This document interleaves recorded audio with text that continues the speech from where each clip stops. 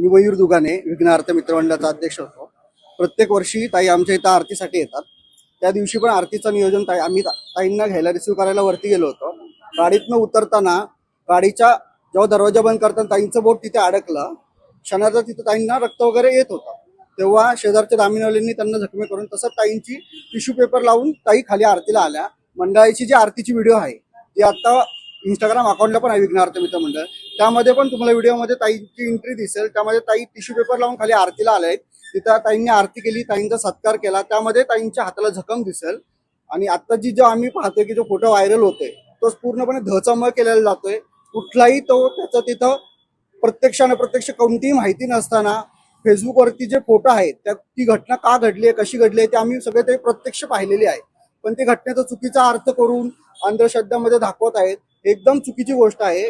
त्यामुळे आमच्या इथे ज्या ताई राहतात त्यांची पूर्णपणे हे एक चुकीच्या प्रमाणे मेसेज फिरतोय। आमच्या पण मंडळाचे तिथे नाव येत आहे, आम्ही पण पाहत आहोत फोटोमध्ये, आमच्या इथे खूप बदनाम होत। त्यामुळे हे जो प्रकार घडत आहे याची शहानिशा केली पाहिजे, तपास केला पाहिजे।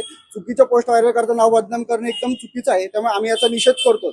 नमस्कार, मी सचिन उत्तेकर। 9 सप्टेंबर रोजी विघ्न आरती मित्र मंडळात आरतीच्या वेळेस ताई आल्या होत्या।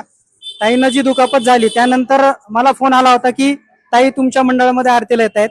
वरती लायगुडे वस्तीला अखिल आंबेदरा मित्र मंडळामध्ये ताईंच्या आरतीचं नियोजन केलं होतं। ताई आल्यानंतर ताईंनी आरती केली, ताईंच्या बोटाला पट्टी बांधलेली होती। ताईंनी आरती केल्यानंतर मी ताईंना म्हटलं ताई चला माझं घर इथंच आहे, आपण जाऊन येऊ घरी।